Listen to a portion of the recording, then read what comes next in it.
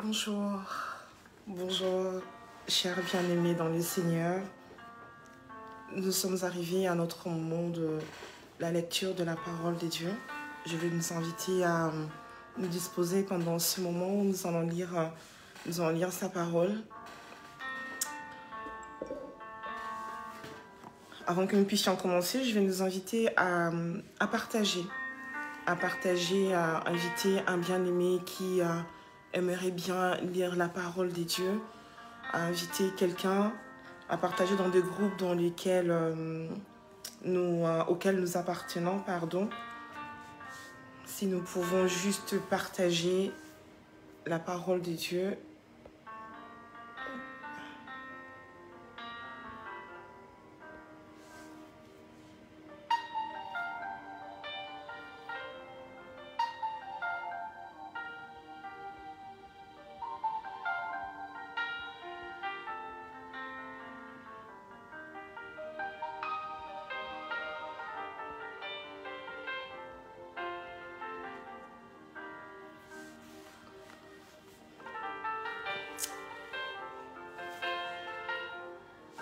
Partage là où tu es, invite quelqu'un, on va ensemble lire la parole de Dieu. Je vais nous inviter à prendre nos Bibles, si tu as une Bible en papier, si tu as un smartphone, une tablette, un ordinateur, voilà, que tu puisses juste équiper en fait pour que tu puisses, qu'on puisse ensemble lire cette parole de notre Seigneur Jésus-Christ. Invitons les gens, je nous laisse encore quelques minutes pour que nous puissions inviter et que nous puissions également partager dans différents groupes. Je m'aimerais également que vous me fassiez un retour si vous m'entendez très bien. Est-ce que le son est bon ou pas? Parce que j'ai dû tout faire moi-même, donc je ne sais pas si c'est bien ou pas.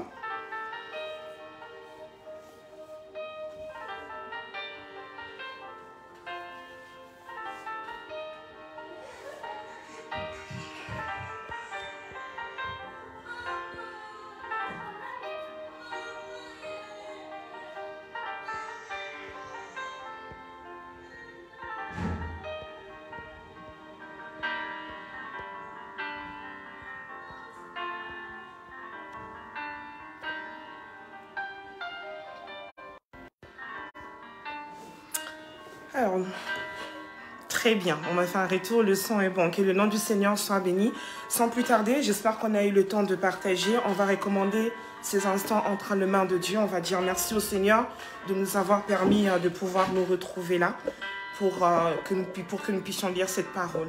Nous disons merci au Seigneur. Père éternel, nous venons te rendre grâce, nous venons te dire merci. Merci éternel, mon Dieu, mon roi, pour ce moment, Père éternel, où tu nous disposes encore pour que nous puissions lire ce qui est ta parole, éternel, mon Dieu, mon roi. Seigneur, Dieu de gloire, nous voulons que toi, tu puisses nous assister pendant ce moment, éternel Dieu, que ce ne soit pas un passe-temps, éternel Dieu de gloire, mais que pendant ce moment même, Seigneur Jésus, que tu puisses ouvrir notre intelligence, Seigneur, mon Dieu, mon roi, que tu puisses nous accorder la sagesse, éternel, mon Dieu, que tu nous accordes une intelligence spirituelle, éternel, mon Dieu, qui nous permettra de discerner, Père éternel, au-delà de ce que nous allons lire, éternel, mon Dieu, mon roi, que toi, tu puisses ouvrir les yeux de quelqu'un, Seigneur, mon Dieu, mon roi, papa. Seigneur, que toi, tu puisses, Seigneur, nous faire du bien pendant ce moment, éternel Dieu. Et nous invitons ton Esprit Saint, éternel, mon Dieu, dans la vie de tout un chacun de nous, Seigneur, que nous puissions que nous ne puissions pas lire, éternel mon Dieu, selon notre intelligence, mais selon l'esprit, éternel mon Dieu, mon roi, papa. Seigneur, que tu puisses, éternel mon Dieu, mon roi, nous accompagner pendant tout ce moment, éternel Dieu. Que tu puisses disposer, Père éternel, l'esprit de tout un chacun de nous, éternel mon Dieu, mon roi, afin que nous puissions saisir, éternel mon Dieu, mon roi, et que nous puissions comprendre également, Seigneur, ce que nous serons en train de lire au nom puissant de Jésus-Christ. Père éternel, ta parole qui change, ta parole parole qui transforme, Éternel, mon Dieu, mon roi. Laisse que cette parole puisse nous changer, que cette parole puisse nous transformer, Éternel, mon Dieu, mon roi. Seigneur, que cette parole puisse rajouter un plus dans nos vies, Éternel, Dieu de gloire. Papa, que nous ne puissions pas simplement borner à lire, Éternel, mon Dieu, mon roi, mais que ce que nous allons lire, que nous soyons également capables de mettre cela en pratique, Éternel, Dieu de gloire, afin que nous puissions mieux avancer avec toi au nom de Jésus. Que toute la gloire te revienne au nom puissant de Jésus. Je te bénis, Éternel, mon Dieu, mon roi, pour la présence de mon frère, pour la présence de ma soeur ici présent, Éternel, Dieu de gloire, Papa. Laisse que, Éternel Dieu, tu puisses nous accompagner et nous faire du bien. En ton nom, Seigneur, nous t'avons ainsi prié, nous te disons merci, Seigneur Jésus-Christ. Amen. Amen. Sans plus tarder, je nous ai mis les passages que nous allons lire aujourd'hui. Donc, je vais nous inviter à aller dans le livre de Genèse. On va lire Genèse, le chapitre 22. Et on a 23 versets à lire dans ces chapitres-là. Donc, si nous avons tous trouvé, eh bien, je vais lire la parole du Seigneur. Après ces choses, Dieu mit Abraham à l'épreuve et il lui dit, « Abraham » Et il répondit, « Me voici. » Dieu dit, « Prends ton fils, ton unique, celui que tu aimes, Isaac, va-t'en au pays de Morija, et là offre-le en holocauste sur l'une des montagnes que je te dirai. » Abraham se leva de bon matin, sella son âne et prit avec lui 2 serviteurs et son fils Isaac. Il fondit du bois pour l'holocauste et partit pour aller au lieu que Dieu lui avait dit. Le 3e jour, Abraham, levant les yeux, vit les lieux de loin.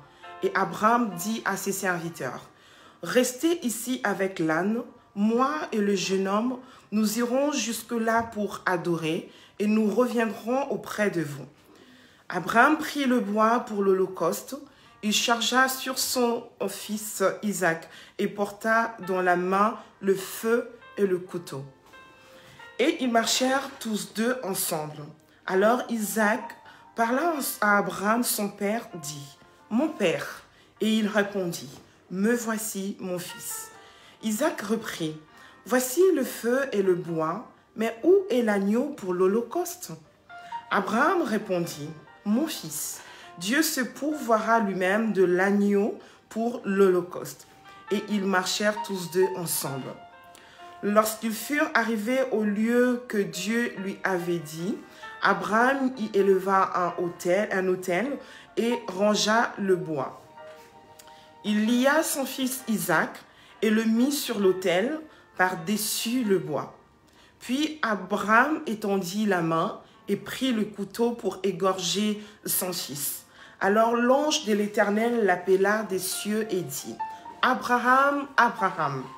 Et il répondit, « Me voici. » L'ange dit, « N'avance pas ta main sur l'enfant et ne lui fais rien, car je sais maintenant que tu crains Dieu et que tu ne m'as pas refusé ton fils, ton unique. » Abraham leva les yeux et vit derrière lui un bélier retenu dans un buisson par les cornes, et Abraham alla prendre le bélier et l'offrit en holocauste à la place de son fils. Abraham donna à ces lieux le nom de Jéhovah-Jireh. C'est pourquoi l'on dit aujourd'hui, à la montagne de l'Éternel, il sera pourvu. L'ange de l'Éternel appela une seconde fois Abraham des cieux et dit, « Je le jure par moi-même, par parole de l'Éternel, parce que tu as fait cela et que tu n'as pas refusé ton fils, ton unique, je te bénirai, je multiplierai ta postérité comme les étoiles du ciel et comme les sables qui est sur le bord de la mer, et ta postérité possédera la porte de ses ennemis. Toutes les nations de la terre seront bénies en ta postérité parce que tu as obéi à ma voix. » Abraham étant retourné vers ses serviteurs, ils se levèrent et s'en allèrent ensemble à Beer-Shéba, car Abraham demeurait à Beer-Shéba. Après ces choses, en fit à Abraham un rapport en disant, « Voici, Milca a aussi enfanté de fils à Nachor, ton frère, Hud son premier-né, Buz son frère, Kemuel père d'Aram, Kesed, Azo, Pildak, Jidlaph et Bethuel. Bethuel a engendré Rebecca. Ce sont là les 8 fils que Milca a enfantés à Nachor, frère d'Abraham. Sa concubine, nommée Reuma, a aussi enfanté Tébak, Gam, Tak et Maaka. Amen. Nous allons passer à notre deuxième passage.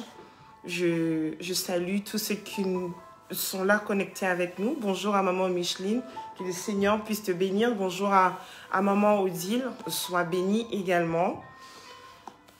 Nous allons passer au deuxième passage. Donc nous allons lire le livre de Néhémie. On va lire le chapitre 11. Néhémie 11.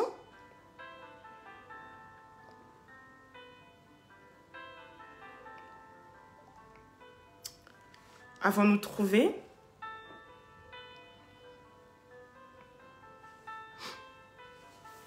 Alors, nous lisons donc Néhémie 11. Et on a 36 versets. J'ai lu la parole du Seigneur. Le chef du peuple s'établit à Jérusalem. Le reste du peuple tira au sort pour qu'un sur 10 vint habiter Jérusalem, la ville sainte, et que les autres demeurassent dans les villes. Le peuple bénit tous ceux qui consentirent volontairement à résider à Jérusalem. Voici le chef de la province qui s'établit à Jérusalem. Dans les villes de Juda, chacun s'établit dans sa propriété, dans sa ville, Israël, les sacrificateurs et les Lévites, les Néthiniens et les fils des serviteurs de Salomon. À Jérusalem s'établirent le fils de Juda et les fils de Benjamin, des fils de Juda, Ataja, fils d'Ozias, fils de Zacharie, fils d'Amaria, fils de Shephasia, fils de Mahalel, des fils de Péretz. Et Maséja, fils de Baruch, fils de Koal-Osé, fils de Azaja, fils d'Adaja, fils de Jojarib, fils de Zacharie, fils de Shiloni. Total de fils de Péretz qui s'établirent à Jérusalem, 468 hommes vaillants. Voici le fils de Benjamin, Salu, fils de Meshulam, fils de Joëd, fils de Pédaja, fils de Kolaja, fils de Maséja, fils d'Itiel, fils d'Ésaïe, et après lui, Gabaï et Salaï, 928. Joël, fils de Zikri, était leur chef, et Judas, fils de Sénua, était le second chef de la ville. 10. Des sacrificateurs. Jédéja, fils de Jojarib, Jakin, Seraja, fils de Ikija, fils de Meshulam, fils de Tzadok, fils de Merajot, fils d'Achitub, prince de la maison de Dieu, et leurs frères occupés au service de la maison, 822, Adaja, fils de Jérocham, fils de Pélalia, fils d'Amchi, fils de Zacharie, fils de Pashur, fils de Makija, et ses frères, chefs de maison paternelle, 242, Amashai, fils d'Azarel, fils d'Ashzai, fils de Meshlemot, fils d'Imer, et leurs frères vaillants hommes 128, Zabdiel, le fils de Guédolim, était leur chef. Des Lévites, Shemeja, fils d'Ashub, fils d'Azrikam, fils d'Ashabia, fils de Buni, Shabetaï et Josabad, chargés des affaires extérieures de la maison des dieux, et faisant partie des chefs des Lévites, Matania, fils de Miché, fils de Zabdi, fils d'Azaph, le chef qui entonnait la louange à la prière, et Babukia, le second parmi ses frères, et Abda, fils de Shamua, fils de Galal, fils de Jédutin, total de Lévites dans la ville sainte, 284. Et les portiers, Akub, Talmon et leurs frères gardiens de porte, 172. Le reste d'Israël, les sacrificateurs, les Lévites, s'établirent dans toutes les villes de Juda, chacun dans sa propriété. Les Nétiniens s'établirent sur la colline et ils avaient pour chef Tisha et Gishpa. Le chef des Lévites à Jérusalem était Uzi, fils de Bani, fils d'Ashkabia, fils de Matania, fils de Miché, d'entre le fils d'Azaph, le chantre chargé des offices de la maison des dieux, car il y avait un ordre du roi concernant les chantres et un salaire fixe qui leur était accordé pour chaque jour. Pétaja, fils de Méchazabel, des fils de Zérak, fils de Juda, était commissaire du roi pour toutes les affaires de Dieu, du peuple.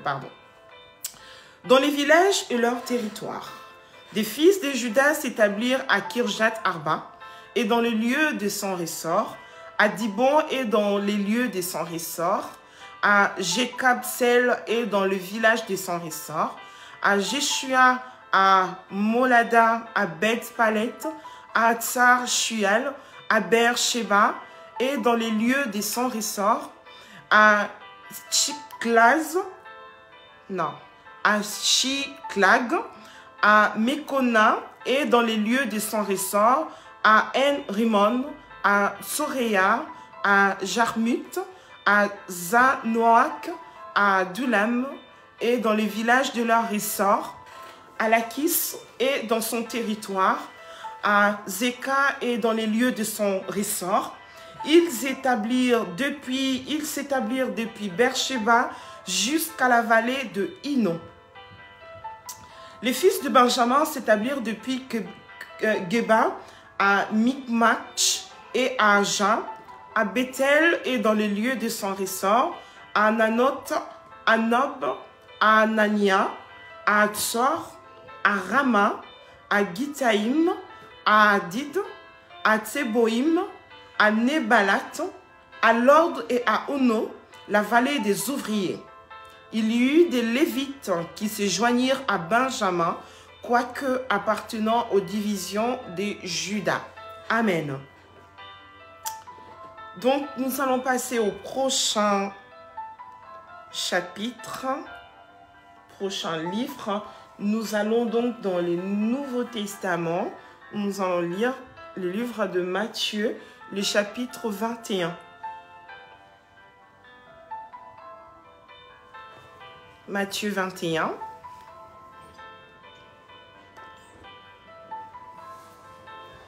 Je lis la parole de Dieu. Matthieu 21, si nous avons tous trouvé.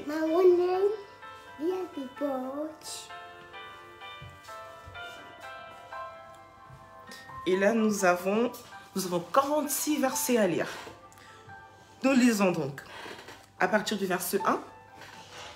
Lorsqu'ils approchèrent de Jérusalem et qu'ils furent arrivés à Bethphagée, vers la montagne des Oliviers, Jésus envoya 2 disciples en leur disant: « Allez au village qui est devant vous, vous trouverez aussitôt une ânesse attachée et un ânon avec elle, détachez-le et amenez-le-moi.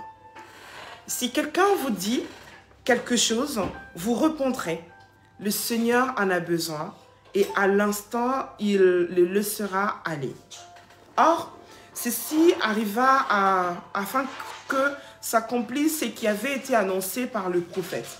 Dites à la fille de Sion, voici ton roi vient à toi, plein de douceur, et monté sur un âne, sur un ânon, le petit d'une ânesse. Les disciples allèrent et firent ce que Jésus leur avait ordonné. Ils amenèrent l'ânesse et l'ânon, mirent sur eux leurs vêtements et le firent asseoir des cieux.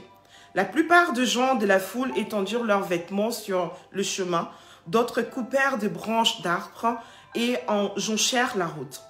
Ceux qui précédaient et ceux qui suivaient Jésus criaient « Hosanna au fils de David ! Béni soit celui qui vient au nom du Seigneur ! Hosanna dans les lieux très hauts !» Lorsqu'il entra dans Jérusalem, toute la ville fut émue et l'on disait « Qui est celui-ci » La foule répondait « C'est Jésus, le prophète de Nazareth en Galilée. » Jésus entra dans les temples des dieux. Il chassa tous ceux qui vendaient et qui achetaient dans les temples. Il renversa les tables des changeurs et le siège des vendeurs de pigeons. Et il leur dit, « Il est écrit, ma maison sera appelée une maison de prière. Mais vous, vous en faites une caverne de voleurs. » Des aveugles et des boiteux s'approchèrent de lui dans les temples. Et il le guérit. Mais les principaux sacrificateurs et les scribes furent indignés à la vue des choses merveilleuses qu'il avait faites et des enfants qui criaient dans les temples « Hosanna au fils de David !» À la vue des choses merveilleuses qu'il avait faites, ils lui dirent « Entends-tu ce qu'ils disent ?» « Oui, leur répondit Jésus. « N'avez-vous jamais lu ces paroles ? Tu as tiré des louanges de la bouche des enfants et de ceux qui sont à la mamelle. » Et les ayant laissés, il sortit de la ville pour aller à Béthanie, où il passa la nuit. Le verset 18. Le matin, en retournant à la ville, il eut faim. Voyant un figuier sur le chemin, il s'en approcha, mais il n'y trouva que de feuilles, et il lui dit « Que jamais fruit ne naisse de toi. » Et à l'instant, le figuier sécha. Les disciples qui virent cela furent étonnés et dirent « Comment ce figuier est-il devenu sec en instant ?» Jésus leur répondit « Je vous l'ai dit en vérité, si vous aviez de la foi et que vous ne doutiez point, non seulement vous feriez ce qui a été fait à ces figuiers, mais quand vous direz à cette montagne, ôte-toi de là et jette-toi dans la mer, cela se ferait. Tout ce que vous demanderez avec foi par la prière, vous le recevrez. » Le verset 23, Jésus s'est rendu dans les temples et pendant qu'ils enseignaient, les principaux sacrificateurs et les anciens du peuple vinrent lui dire « Par quelle autorité fais-tu ces choses et qui t'a donné cette autorité ?» Jésus leur répondit « Je vous adresserai aussi une question. Et si vous m'y répondez, je vous dirai par quelle autorité je fais ces choses. Les baptêmes des gens, d'où venaient-ils? Du ciel ou des hommes? » Mais ils raisonnèrent ainsi entre eux. Si nous répondons du ciel, il nous dira, pourquoi donc n'avez-vous pas cru en lui? Et si nous répondons des hommes, nous avons à craindre la foule, car tous tiennent Jean pour un prophète. Alors ils répondirent à Jésus, nous ne savons. Et il leur dit à son tour, moi non plus. Je ne vous dirai par quelle autorité je fais ces choses. Que vous ensemble. Un homme avait 2 fils et, s'adressant au premier, il dit, « Mon enfant, va travailler aujourd'hui dans ma vigne. » Il répondit, « Je ne veux pas. » Ensuite, il se repentit et il alla. S'adressant à l'autre, il dit la même chose. Et ce fils répondit, « Je veux bien, Seigneur. » Et il n'alla pas. Lequel de deux a fait la volonté du Père? Ils répondirent, « Le premier. » Et Jésus leur dit, « Je vous le dis en vérité, les publicains et les prostituées vous devanceront dans le royaume des dieux. Car Jean est venu à vous dans la voie de la justice, et vous n'avez pas cru en lui. Mais les publicains et les prostituées ont cru en lui, et vous qui avez vu cela, vous ne vous êtes pas ensuite repentis pour croire en lui. 33. Écoutez une autre parabole. Il y avait un homme, maître de maison, qui planta une vigne. Il l'entoura d'une haie, il creusa un pressoir et bâtit une tour, puis la ferma avec des vignerons et quitta le pays. Lorsque le temps de la récolte fut arrivé, il envoya des serviteurs vers le vigneron pour recevoir le produit de la vigne. Et les vignerons, s'étant saisis de ces serviteurs, battirent l'un, tuèrent l'autre, lapidèrent le troisième. Il envoya encore d'autres serviteurs en plus grand nombre que le premier, et les vignerons les traitèrent de la même manière. Enfin, il envoya vers eux son fils en disant, « Ils auront du respect pour mon fils. » Mais quand les vignerons virent le fils, ils dirent entre eux, « Voici l'héritier, venez, tuons-le et emparons-nous de son héritage. » Et ils se saisirent de lui, le jetèrent hors de la vigne et le tuèrent. Maintenant, lorsque le maître de la vigne viendra, que fera-t-il à ces vignerons? Et ils répondirent, il fera périr misérablement ces misérables, et il affermera la vigne à d'autres vignerons qui lui en donneront le produit au temps de la récolte. 42. Jésus leur dit, « N'avez-vous jamais lu les Écritures? La pierre qu'ont rejetée ceux qui bâtissaient est devenue la principale de l'angle. C'est du Seigneur Jésus que cela est venu, et c'est un prodige à nos yeux. C'est pourquoi je vous le dis, le royaume des dieux vous sera enlevé et sera donné à une nation qui en rendra les fruits. C'est lui qui tombera sur cette pierre s'y brisera, et c'est lui qui, elle, tombera.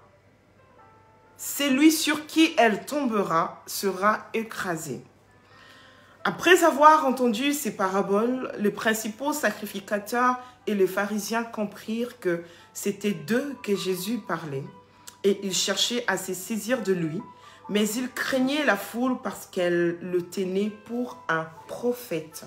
Amen. Nous allons passer au prochain passage. Nous retournons dans l'Ancien Testament. Nous allons lire le livre des Psaumes.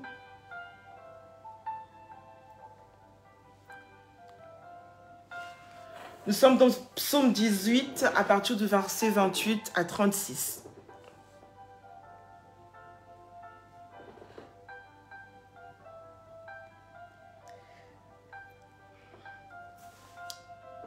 Nous lisons la parole de Dieu à partir du verset 28. « Tu sauves le peuple qui s'humilie et tu abaisses le regard hautain. Oui, tu fais briller ma lumière, l'Éternel, mon Dieu, éclaire mes ténèbres. Avec toi, je me précipite sur une troupe en armes. Avec mon Dieu, je franchis une muraille. Les voies des dieux sont parfaites. La parole de l'Éternel est éprouvée. Il est un bouclier pour tous ceux qui s'y confient en lui. Car qui est Dieu si ce n'est l'Éternel? Et qui a un rocher si ce n'est notre Dieu?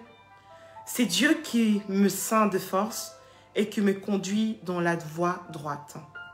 Il rend mes pieds semblables à ceux des biches et me place sur mes lieux élevés. Il exerce mes meilleurs combats et mes bras tendent l'arc de rein. 36.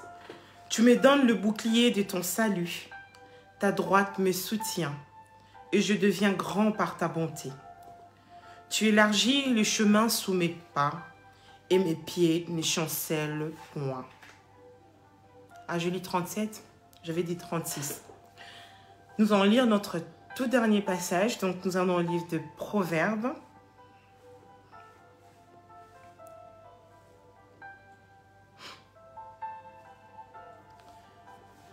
Chapitre 4, le verset 7 à 10.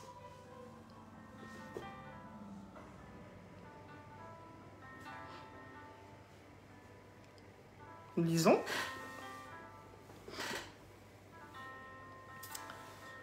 Voici le commencement de la sagesse. Acquiers la sagesse et avec tout ce que tu possèdes, acquiers l'intelligence. Exalte-la et il te lèvera, elle fera ta gloire. Et si tu l'embrasses, elle mettra sur ta tête une couronne de grâce. Elle t'ornera d'un magnifique diadème.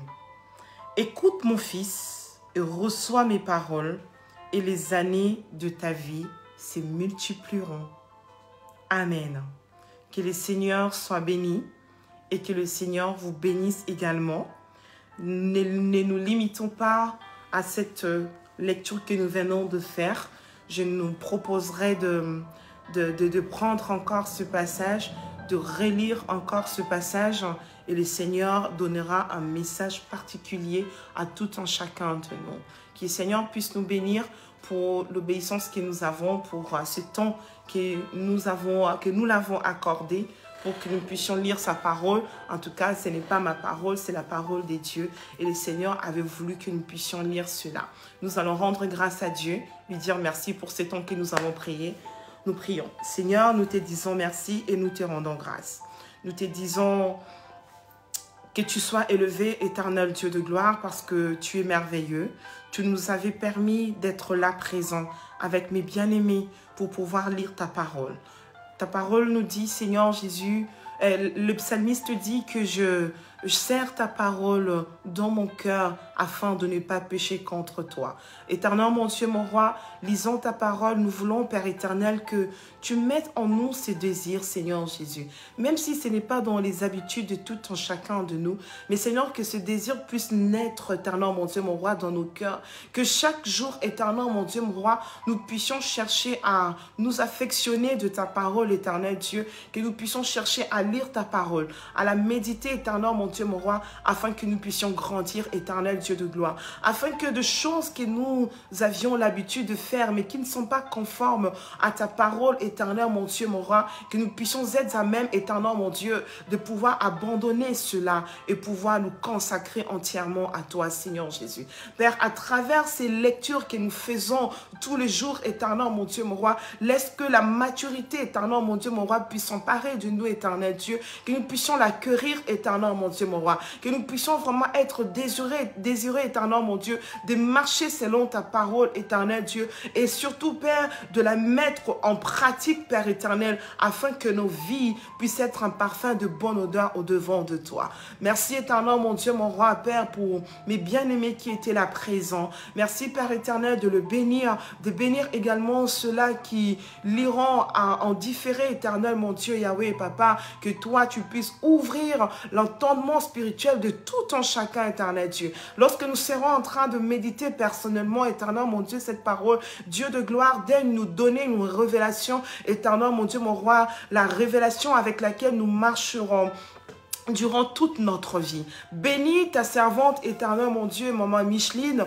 à qui tu as mis à cœur, éternel, mon Dieu, mon roi, que nous puissions, Père éternel, lire ta parole tout le jour, éternel, mon Dieu, mon roi. Papa, que toi, tu puisses la bénir, que tu bénisses ses entreprises, que tu bénisses sa maison, éternel, mon Dieu, que son ministère aille de l'avant, éternel, Dieu de gloire, et que tu continues encore à l'utiliser pour la seule gloire de ton nom. Merci, éternel, mon Dieu, mon roi, Papa, que toute la gloire te revienne au nom puissant et glorieux de Jésus. Lorsque tu nous permettras de pouvoir encore nous retrouver ici demain, Seigneur Dieu de gloire, on ne manquera pas de bénir ton nom, que toute la gloire te revienne au nom puissant et glorieux de Jésus. Nous t'avons ainsi prié. Amen.